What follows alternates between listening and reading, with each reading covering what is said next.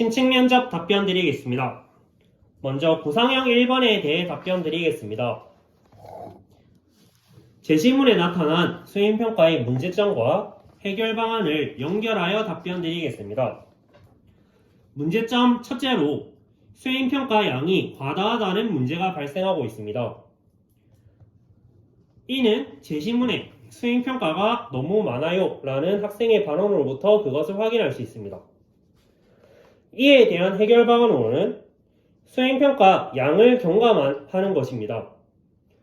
구체적으로 교사가 국가 수준의 성취 기준을 분석하여 수행평가에서 평가하고자 하는 기준이 중복되지 않은지 점검하는 것입니다. 이를 통해 중복되는 부분은 제거하고 불필요한 부분 또한 제거한다면 수행평가 양을 경감할 수 있을 것입니다.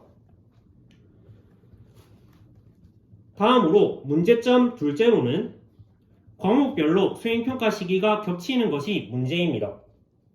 이는 과목만 합하면 오늘만 4개라는 비의 반원으로 확인할 수 있습니다.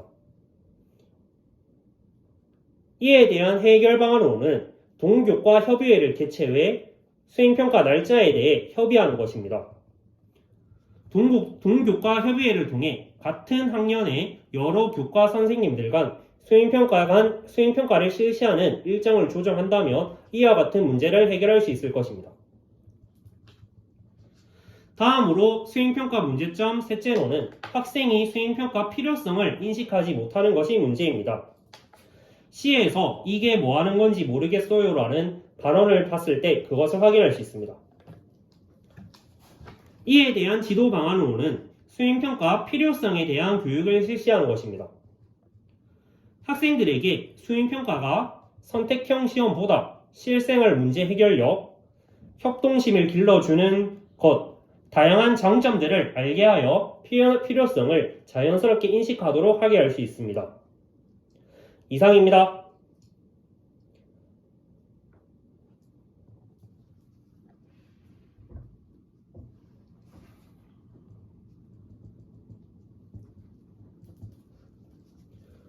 구상형 2번 답변 드리겠습니다. 각 교사의 제시문의 교사에게 필요한 자질과 노력 방안을 연결하여 답변 드리겠습니다. 제시문의 교사에게 필요한 자질 첫째로는 공감의 자질입니다. 공감의 자질이란 다른 사람의 입장에서 상황을 이해하고 공감하는 능력입니다. 제시문의 상황은 현우의 입장에 공감하는 것이 아니라 선생님의 입장만 토로하고 있으므로 이러한 공감의 자질이 필요하다고 할 수 있습니다. 이에 대한 노력 방안으로는 학생과 한 끼 상담을 실시하는 것입니다. 구체적으로 예를 들면 학교 밖에서 학생이 좋아하는 음식을 먹으며 함께 대화를 나누겠습니다. 이를 통해 조금 더 편안한 분위기 속에서 학생의 진솔한 감정을 들을 수 있고 그것에 공감을 할 수 있으므로 공감의 자질과 학생의 고민을 들을 수 있을 것입니다. 다음으로 제시문의 교사가 필요한 자질 둘째로 생활지도의 자질입니다. 교사는 학생이 지갑과 같은 문제행동이 발생했을 때 문제행동을 교정할 수 있는 능력이 필요합니다. 하지만 제시문의 교사는 지도를 했음에도 현우가 그것을 듣지 않으므로 생활지도의 자질이 필요하다고 할 수 있습니다. 이에 대한 노력 방안으로는 생활지도와 관련된 연수에 참가하는 것입니다. 구체적으로 생활지도가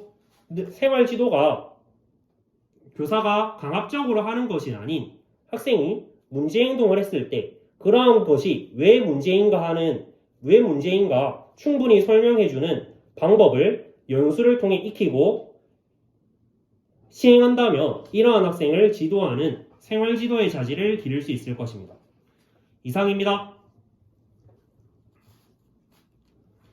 구상형 3번 답변 드리겠습니다. 먼저 기억에 해당되는 사례는 학생 중심형 수업입니다.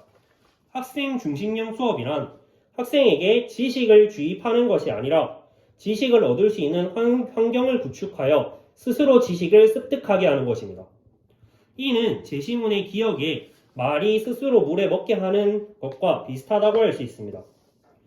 다음으로 니은에 해당하는 사례는 학교 폭력입니다. 학교 폭력과 같이 학생이 위기 상황에 처했을 때 교사는 즉각적으로 개입하여 문제 행동을 교정할 필요가 있습니다. 따라서 말을 물가로 데려가 억지로 물을 먹게 하는 상황은 학교 폭력과 비슷한 상황이라 볼 수 있습니다. 다음으로 저의 교육과는 기업과 관련하여 설명하겠습니다. 저는 진정한 교육이란 학생의 잠재력을 키워주는 조력자의 역할을 수행하는 것이라 생각합니다. 그 이유는 학생 개개인은 다양한 특성과 개성이 있다고 생각합니다. 이를 교사의 입장에 맞춰서 지식을 주입하게 된다면 학생의 개성을 발휘하지 못하고 오히려 개성을 발휘하기 어렵다 생각합니다. 따라서 저는 학생이 가진 개성을 가지고 학생 스스로의 방법으로 지식을 습득할 수 있는 기업과 같은 입장으로 학생 중심 수업을 진행할 것입니다. 이상입니다. 즉답형 문제 상황 읽고 답변 드리겠습니다.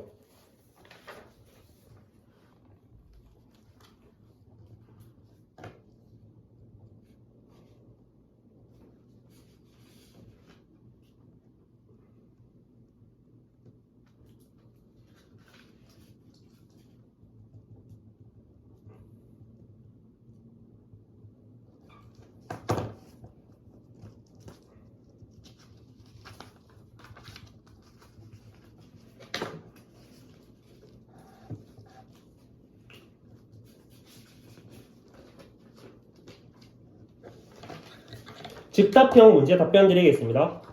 먼저 1번에 대해 답변 드리겠습니다. 제가 선호하는 부장교사는 부장교사 A입니다.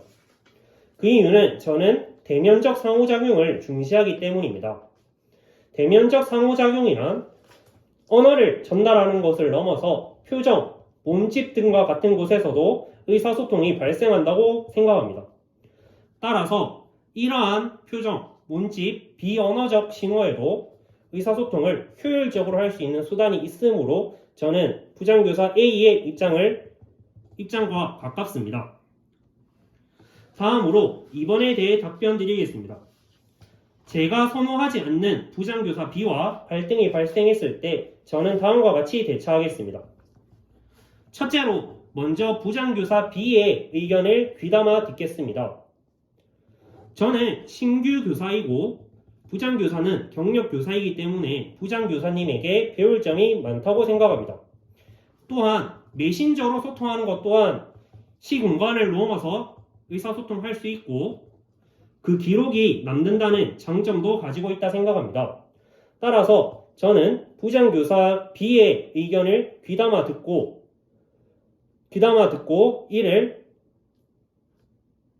이를 수용하도록 노력할 것입니다. 둘째로, 저는 부장교사님에게 정중하게 대면으로 의사소통을 진행했을 때 장점을 어필하도록 하겠습니다. 구체적으로 예를 들면 업무의 회의가 장기간 1시간 이상 길어지는 상황에 메신저로 소통하는 것은 무리가 있다고 생각합니다.